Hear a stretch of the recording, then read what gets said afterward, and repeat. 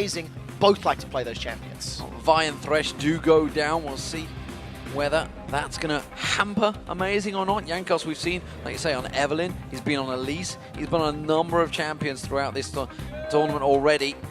Kassadin is taken away. No surprises there, honestly. Elise taken away as well. So that's going to be from Jankos. Evelyn has to be banned out by the Wolves, I feel, the last ban. My also concern here is that Leona and Annie are still up and available. I really like the Thresh being taken away from Vander. It's something that he's used in both of their previous games, and I think Vander's Thresh is probably the scariest support Thresh out of all of the European teams so far. He's the one that's made the impact with those death sentences one after the other. Interesting to see ROCCAT banning Kayle. Yeah. When you consider it was actually what Countside used against Alliance to help them win their game, and Overpower used to secure their spot in the LCS.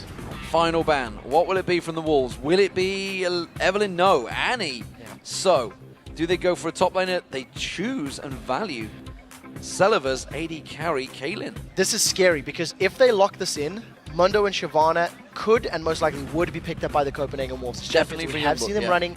We know they like to play them, and you've seen how powerful those tanks can become just in the previous game with, you know, Renekton just getting so far away. That's an insta-lock.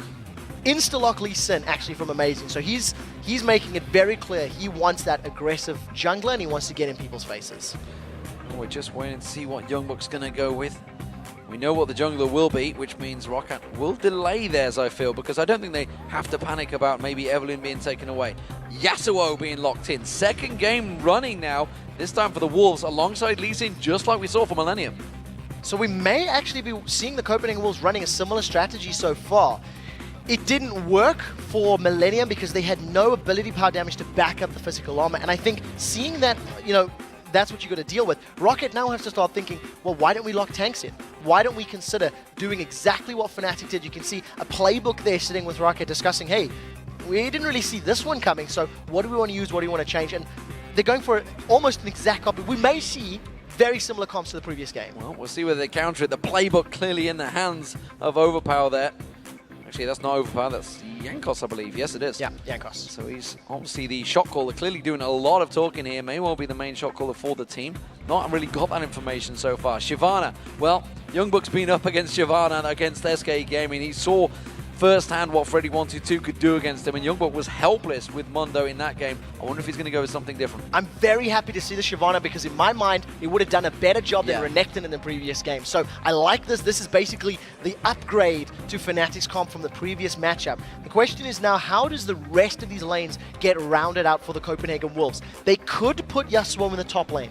They could put him there knowing that it's most likely going to be Shyvana. If they wanted to go that route, if they want to leave him as that heavy assassin in the mid lane, I don't know really what they want to do for top, and it's not locked in on the Dr. Mundo just yet, so we'll have to see who they decide to put up there.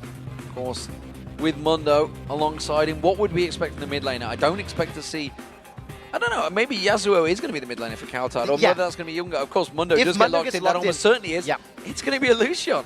Wow, this is identical to Millennium so far, apart from the Mundo. Definitely working a little bit different. They've got a real tank in the top lane as opposed to the Gragas. To be fair, Gragas' recommended items also make him build tanks, so maybe that's a design thing for somebody to talk about in the background. And it's leveling up each of the two different compositions. I think Karthus would be a brilliant idea here because if Countside assassinates Karthus, he's still going to get his Requiem down, and as long as ROCCAT stay on that Defile range, it actually forces Copenhagen Wolves to take all of that magical damage. You highlighted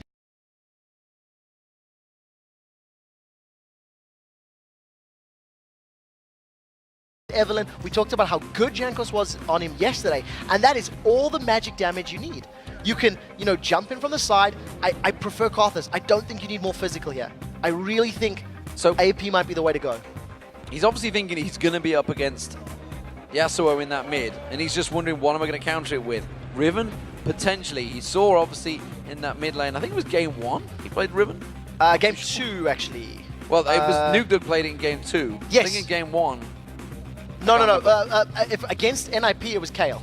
Yeah, he played Overpower Kayle and carried him through that way. Of course he did. He just dominated it. I'm concerned about the Riven because the same weaknesses that Millennium had now ROCCAT has. That they do have a massive focus on physical damage. There are nice shields here. It's very difficult to assassinate Shyvana, very difficult to assassinate Riven. And yes, Evelyn does have a very high amount of magic damage, but I almost think I would have preferred the Karthus to wrap up that composition. And you know what? Other than Lee Sin, there's no knockups to help out Yasuo here. He has to make all that damage himself. He has to do the knockout.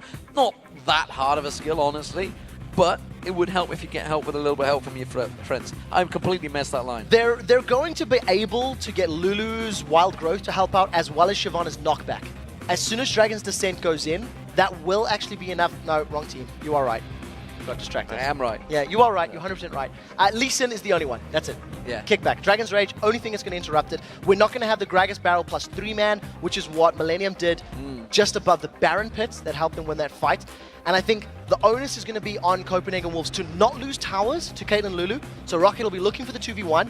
And as long as Copenhagen Wolves don't lose towers and don't fall behind early, maybe that composition can work out for them. But I think if they build up enough armor, they can actually, you know, deal with the Riven, Caitlyn, etc. I'm excited to see what Jankos is going to do.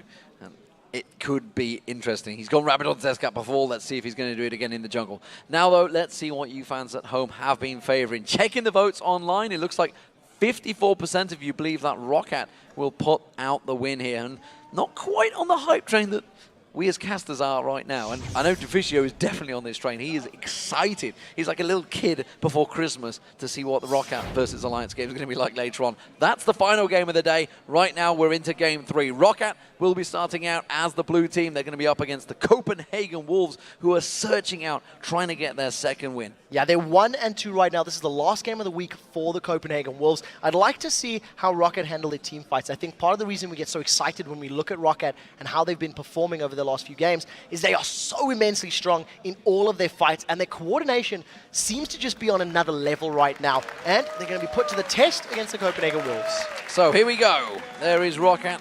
Saliva, the AD carry, alongside him will be Vanda on that Lulu, and of course Kautard. We'll see how his Yasuo performs, because he only has the help of Amazing to punt them in the air. Of course, he can do it himself with his skill shot, the Q, the Steel Tempest. Will he be able to do that? Well, are they going to have any first bloods? Remember, we saw Millennium face-checking straight in towards Fnatic last time around. That chopper finds its home, and Xaxus immediately taking damage from that infected cleaver. Yeah, Youngbuck's just going to keep throwing them out. He is running Flash Teleport on that Dr. Mundo, which is becoming the standard whenever we see Mundo up in the top lane. So we'll see how his teleports come into use later in the matchup. But I think where we need to keep all of our action focused will be on the mid lane. We need to be seeing how overpowers Riven will deal with Kautard's Yasuo. I think that the matchup will favor Riven probably in the early game, and as long as Overpower doesn't get a little bit too far ahead, I actually see a lot of damage being able to be put down by Yasuo, and it's going to be quite an action-packed lane. But no first blood. No easy kills, and that means Forgiven will be just staring at Saliva down that bottom lane. It does, of course, mean that we are going to have standard meta being set up here. Once again, it is Youngbuck going to try and come in there. He's going for the little blue bait. It is going to be simply the ward being placed down there. Jankos is coming up, though. Youngbuck has to back away from this, and he has got a lot of hit points, but not just yet. He's only level 1. Well, we'll see how well Copenhagen Wolves adapt to this straight-up matchup. I think Caitlyn Lulu is going to be pretty good at actually dealing with Lucian and Leona in that lane. Does actually look like the swaps are coming in from ROCCAT, realizing that maybe something fishy is up. You can see the 80 carries and supports, they've actually met in the middle, and I think ROCCAT have responded to this very well. Copenhagen Wolves do not want to go for that 2v2. I think they want to try to shut down Riven, try to control him, and I want to highlight that Unlimited has gone for an Ancient Coin as his first item. This is one of the first times we see a Leona not going for a Relic Shield. They don't want to push the lane very hard and don't want to try to get an early level 2 to all in. Well, rotations continue, because immediately the Copenhagen Wolves, they're going to have themselves up against another 2v2 partnership, because Overpower is heading back to that mid lane. He wants to fight up against Yasuo. That means Unlimited is going to be trying to land them stuns onto Saliva. Well, we'll see how he does manage to make it. Copenhagen Wolves have done 2 swaps already. And we'll see if, on the first back, they once again try to roam, once again try to, get a more favorable setup. And I think as long as Copenhagen Wolves defend their towers against this Caitlyn-Lulu combination, it's a good start. But look at the poke already. Lulu and Caitlyn will out-poke Leona and Lucian any day of the week, but they've caught Vanda. Unlimited's going in, gets the stun down. Here comes Amazing. Will it be close enough, though? Has the flash for it. He does get in there. Hasn't quite got the damage onto Vanda. Forgiven goes aggressive. He tries to dash in there, but ROCCAT survived. They managed to get the flash out of Vanda, so the next time Unlimited gets a good Zenith Blade into Shield at Daybreak, that could be the first blood kill. We talked about how the poke is superior for ROCCAT. The all-in and kill potential is much more superior for Copenhagen Wolves. So as long as they keep landing those skill shots, ROCCAT are going to be a little bit of trouble. Jankos was standing by, ready and waiting to join them at the tower. He's just took the golems, he's going to back away. We see Vanda going back. Sullivan on his own at the moment, just trying to hold fire against Forgiven and Unlimited. Of course, Amazing did back away. He's going to be going back towards the north now. So, rotations once again, Trevor. Yeah, Copenhagen Wolves don't actually want the 2v2. I'm not sure what the thinking is, because they're running the risk of allowing Saliva and Vanda to get the tower, and Overpower, he may take some damage, does manage to back away in time. And you know what it's actually for? They are defending Yasuo.